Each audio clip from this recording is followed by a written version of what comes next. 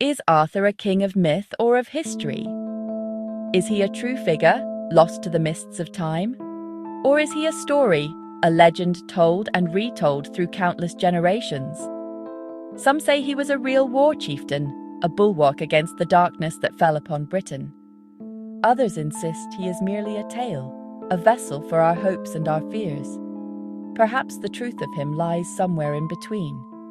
The power of his name does not depend on dusty records. The story itself holds the magic. Let us listen now to the tale of the once and future king, a story of great beginnings and sorrowful ends, which still echoes in the heart of the land. In a time of great strife in Britain, a king named Uther Pendragon ruled with a strong hand but a troubled heart. He desired Igraine, the wife of another duke, and through Merlin's machinations he was able to be with her. From this union a child was conceived, a boy named Arthur. Merlin had foreseen great danger around the birth. Treacherous men would stop at nothing to prevent an heir of Uther. The infant prince had to be spirited away and hidden for his safety. Merlin, walking the line between men and magic, took newborn Arthur into his care. Merlin, a man of immense wisdom and power.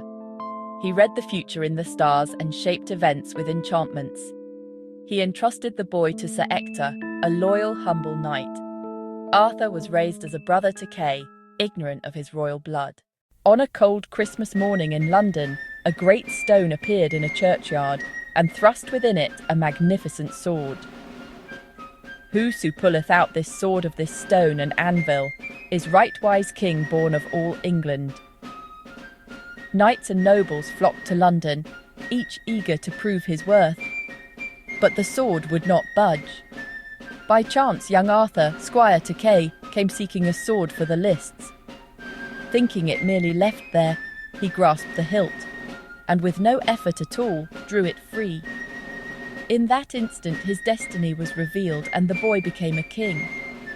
Arthur's ascension was not accepted by all. Guided by Merlin, he proved his claim with strength and wisdom in war, uniting the fractured realm. He led from the front, earned loyalty, and began to build a new Britain. Camelot, more than a fortress, became a beacon of justice, honour, and fellowship.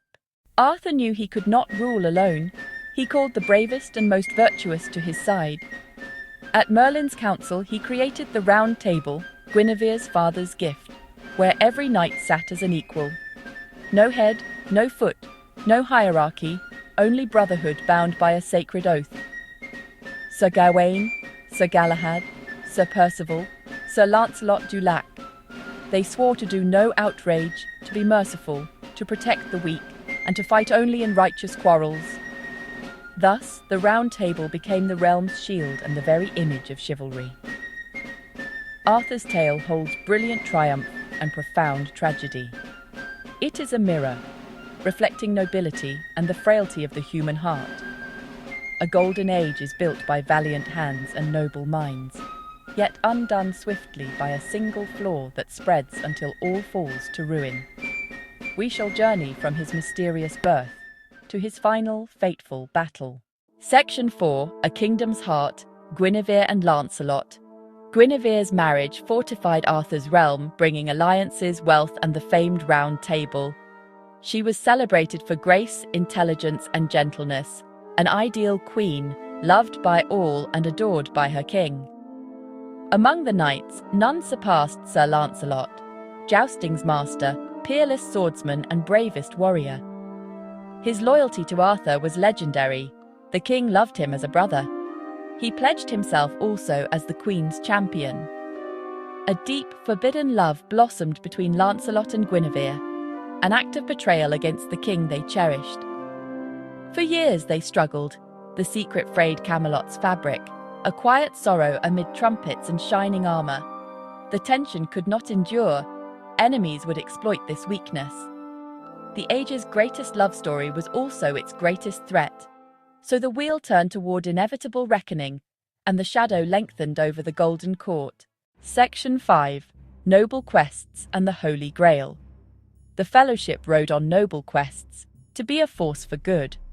Through magic forests and monstrous trials, they proved courage, honor, and mercy. Sir Gawain met the Green Knight, a strange game that tried his honesty as much as his valor.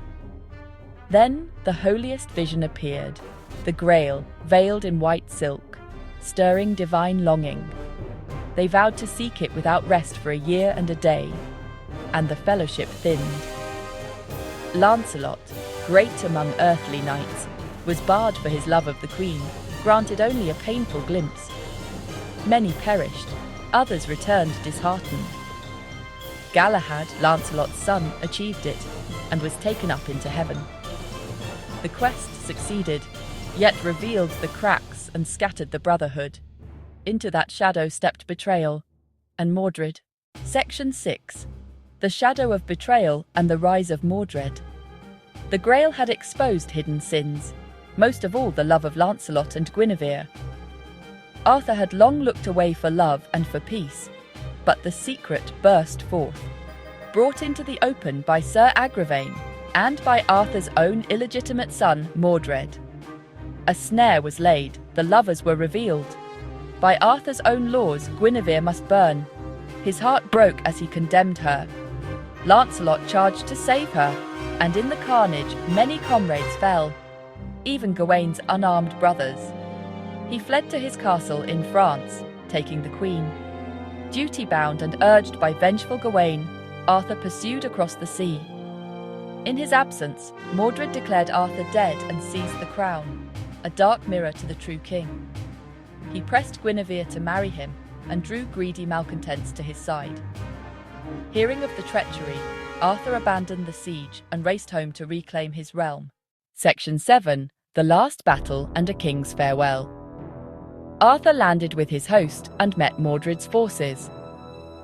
A terrible battle was fought. Though Arthur's knights drove them back, the cost was ruinous. Gawain fell.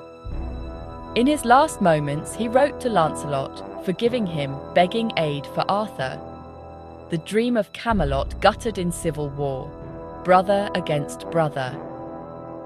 On the eve of battle, Gawain's spirit warned Arthur, "Do not fight on the morrow, for you will die." Arthur sought a truce, for Lancelot was riding with reinforcements. But fate intervened. A soldier drew steel to slay a serpent, and both hosts took it for treachery.